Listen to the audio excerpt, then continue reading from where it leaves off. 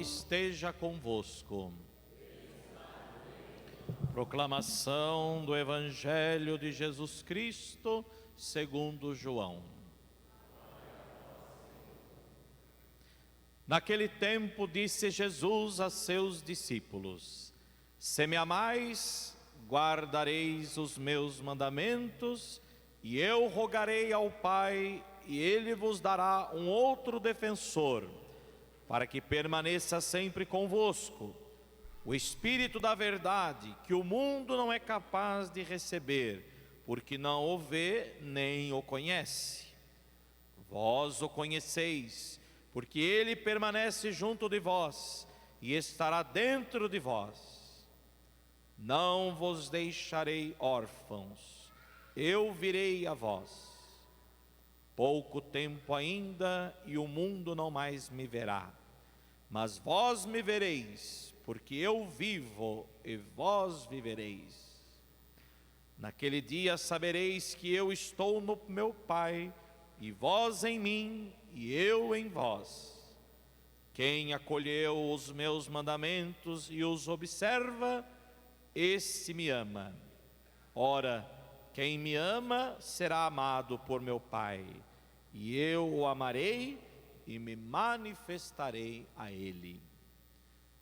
Palavra da salvação.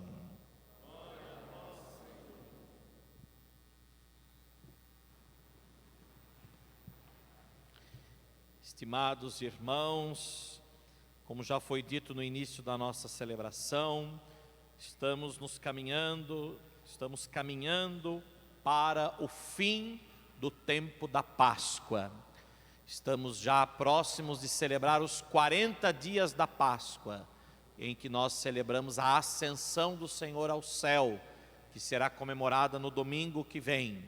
E depois então os 50 dias da Páscoa, a festa de Pentecostes, 50 dias da Páscoa do Senhor, em que nós celebramos então a vinda do Espírito Santo.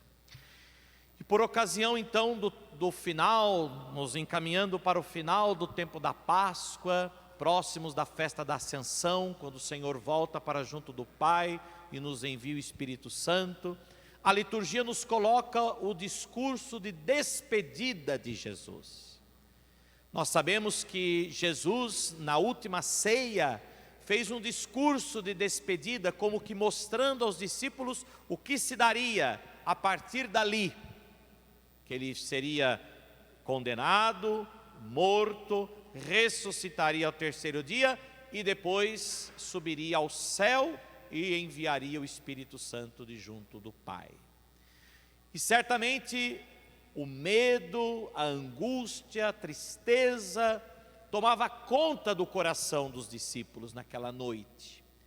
E por isso, nesse discurso, Jesus quis, de certa forma, deixar para os seus discípulos um consolo, um conforto, uma esperança, um fortalecimento da esperança, da fé naqueles homens, dizendo-lhes justamente aquilo que nós ouvimos no Evangelho de hoje: não vos deixarei órfãos, eu virei a vós. Pouco tempo ainda e o mundo não mais me verá, mas vós me vereis. Vós me vereis porque eu vivo, e vós também vivereis. E assim segue o discurso de Jesus: eu estou no Pai, vós estáis em mim. Quem está em mim estará também com aquele que eu amo, com aquele que me ama, que é o Pai, e assim por diante. Portanto, Jesus vai mostrando para os discípulos que ele voltará para junto do Pai, mas ele permanecerá numa presença nova, numa presença agora sacramental. Por isso ele faz esse discurso na última ceia, porque Jesus continua presente na sua igreja, por meio dos sacramentos, por meio da Eucaristia. Jesus continua conduzindo a sua igreja, e esta igreja vai sendo guiada à luz do Espírito Santo, que é o defensor, o paráclito, o advogado, o consolo, a força da qual Jesus enviou para nós de junto do Pai. Portanto, até hoje a igreja continua neste mundo sendo guiada por Jesus, conduzida por Jesus na força, na ação, na luz, no impulso do Espírito Santo. E é exatamente isso que nós iremos celebrar daqui a alguns dias, por ocasião da solenidade de Pentecostes, para que nós tomemos consciência disso e nos tornemos também testemunhas de tudo isso. E é exatamente isso que hoje nós rezamos no Salmo 65, Salmo responsorial da missa de hoje. Aclamai o Senhor Deus, ó terra inteira. Portanto, para que a terra inteira aclame o Senhor verdadeiramente, é preciso que a terra inteira o conheça e o ame. Só poderá aclamar o Senhor quem o conhece, quem o reconhece e quem o ama. E só poderá conhecer e reconhecer o Senhor e amar o Senhor quem o anuncie, ou a quem o anuncie. Portanto, Jesus dá aos seus apóstolos, Jesus confia a eles e à sua igreja este anúncio, para que possamos anunciar Jesus Cristo, testemunhar Jesus Cristo, a fim de que todos o conheçam, e o conhecendo, o aclamem, o louvem, o reconheçam. E esta é a missão da igreja hoje, no mundo, anunciar a pessoa de Jesus Cristo. E aí nós olhamos para as duas leituras de hoje que antecedem o Evangelho. Essas duas leituras são chamados de textos pós-pascais, ou seja, estes textos dos Atos dos Apóstolos, da carta dos apóstolos, como Paulo, Tiago e no caso Pedro hoje, são após Pentecostes, depois da vinda do Espírito Santo.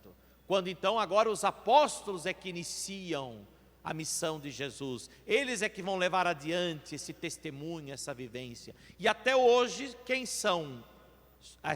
é esta igreja que descende dos apóstolos? Somos nós, que também recebemos o mesmo Espírito para dar testemunho de Jesus Cristo. Então vejam, por exemplo, a primeira leitura de hoje, nos fala que Filipe foi para a cidade da Samaria e anunciou-lhes Jesus Cristo.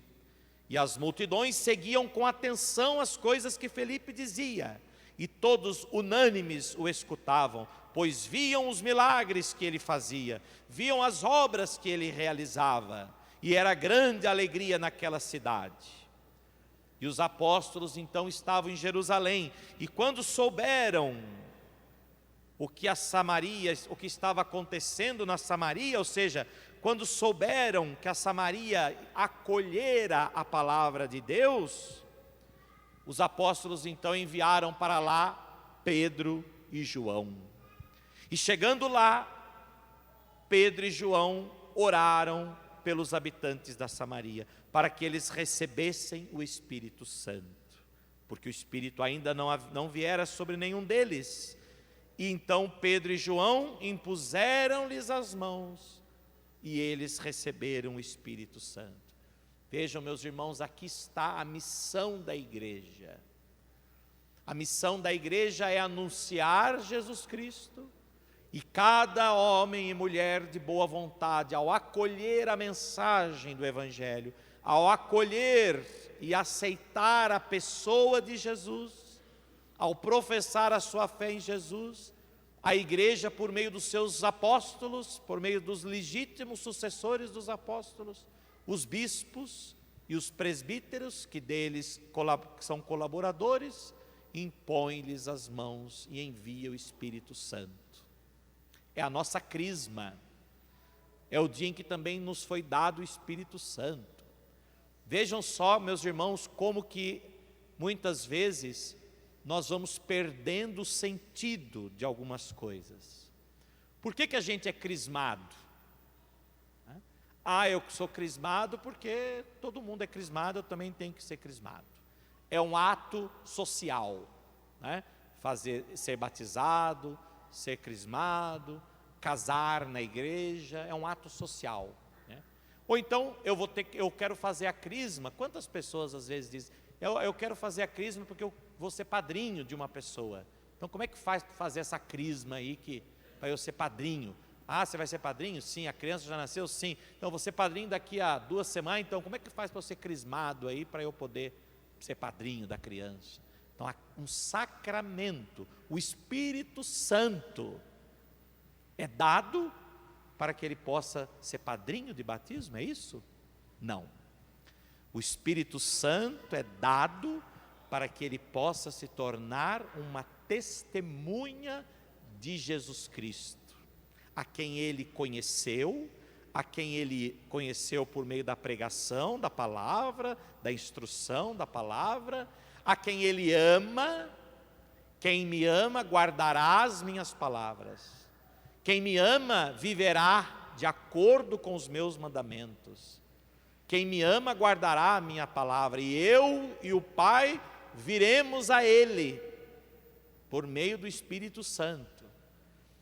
E foi isso que aconteceu lá na Samaria. Primeiro eles acolheram a palavra, primeiro eles quiseram também dar testemunho de Jesus, primeiro eles quiseram também conhecer Jesus, e depois de conhecê-lo e amá-lo, queriam também unir-se a Jesus.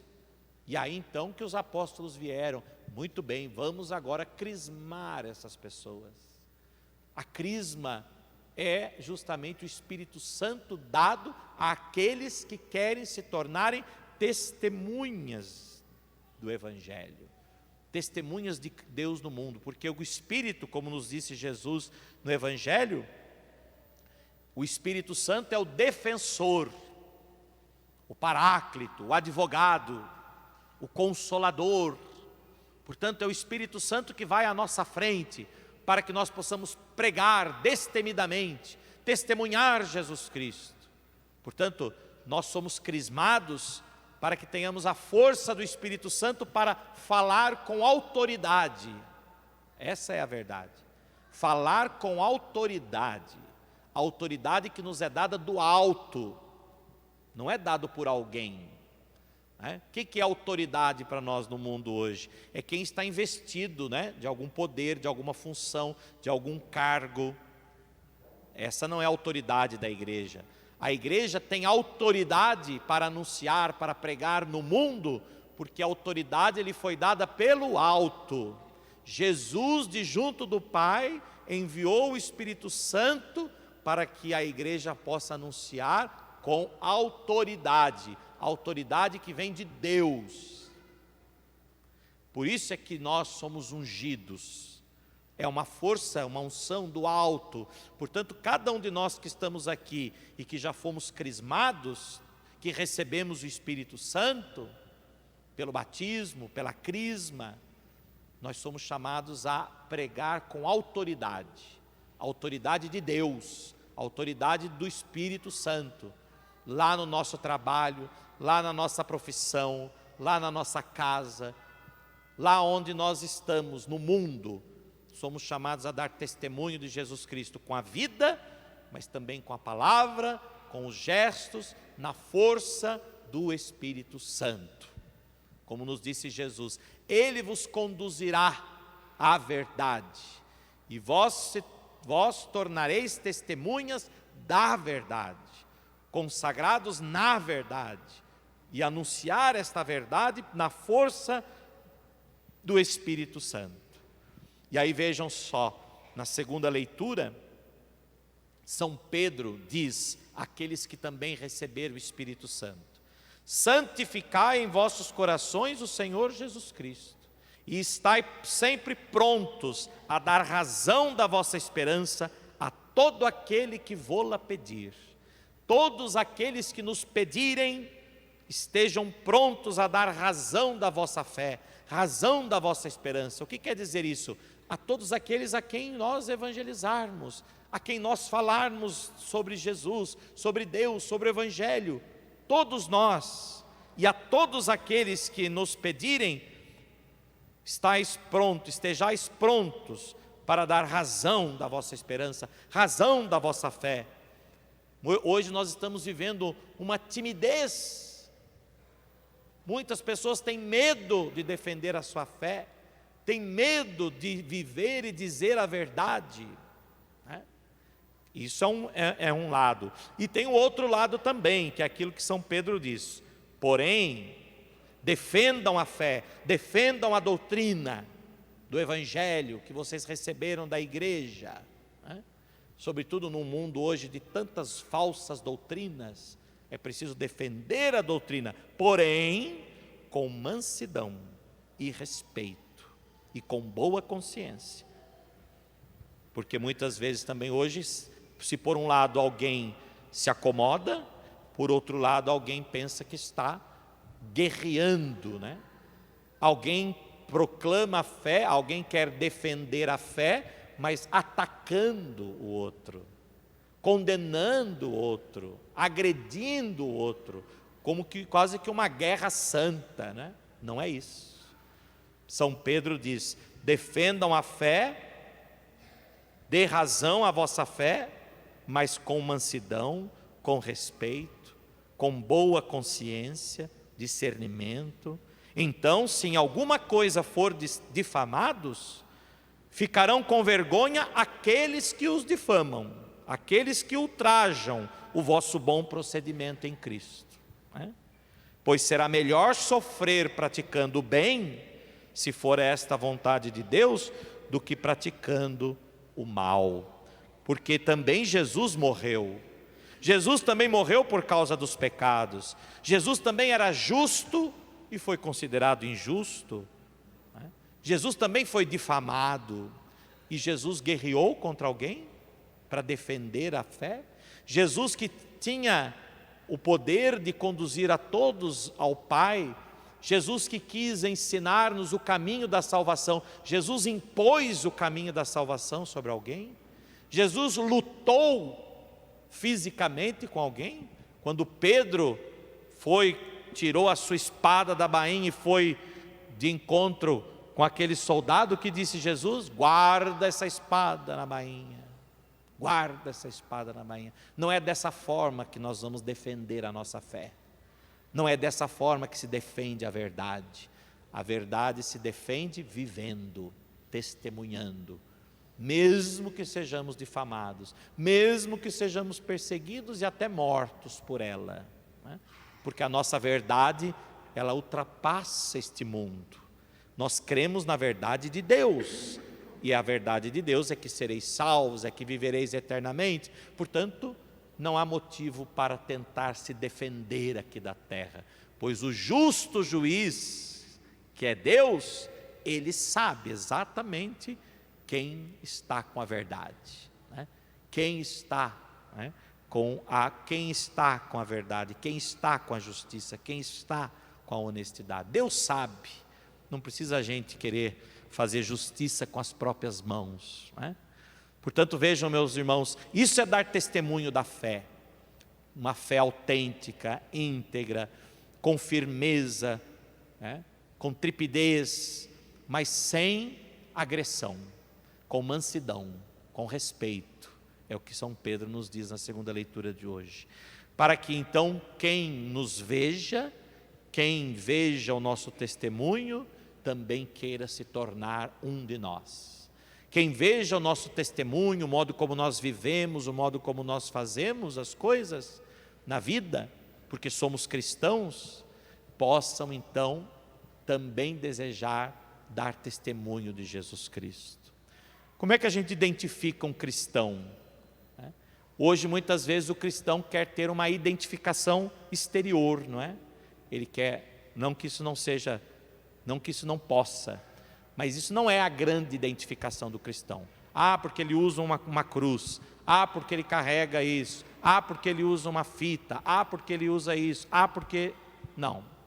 O cristão sempre foi identificado pelas ações. Até porque, quando houve a perseguição dos cristãos, os cristãos não poderiam sequer usar um símbolo que os remetessem a eles. Então, como é que as pessoas descobriam quem era cristão? Porque iam observando o modo como eles procediam. É como se hoje também houvesse essa perseguição, ninguém pode dizer que é católico. Como é que a gente sabe que o outro é católico, né? Hoje é fácil saber, pelos sinais, Mas e se não pudesse haver sinais? E se fôssemos proibidos de manifestar publicamente nossa fé por meio de sinais, de símbolos? Como que nos identificariam como católicos? Vale a pena a gente pensar nisso. Como que lá no seu emprego alguém ia dizer, não, esse é católico? Como?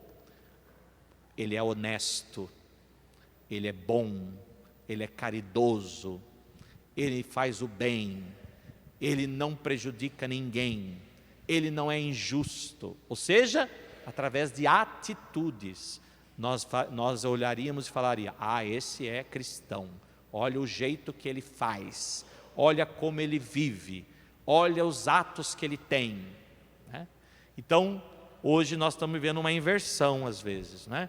Então se diz católico porque está lá falando, defendendo, brigando, né? Na internet, no Facebook, e discutindo, não é bem isso.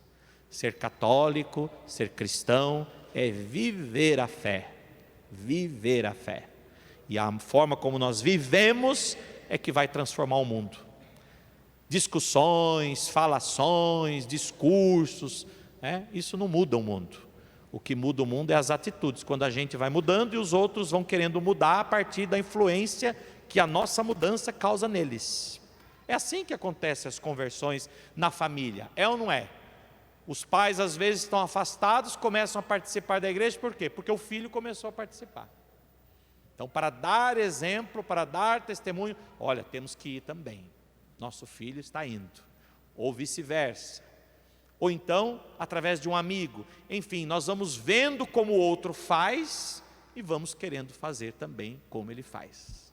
É assim que os cristãos se prosperaram, é assim que a igreja cresceu, através do testemunho dos cristãos. Portanto, que ao celebrarmos então por estes dias a vinda do Espírito Santo, nos prepararmos para a vinda do Espírito Santo, esse Espírito que nos foi dado, que está dentro de cada um de nós, que mora dentro de nós, que nós tomemos consciência disso, e que o Espírito que mora em nós nos motive a sermos verdadeiras e verdadeiras testemunhas de Jesus Cristo no mundo, hoje e sempre. Assim seja. Amém.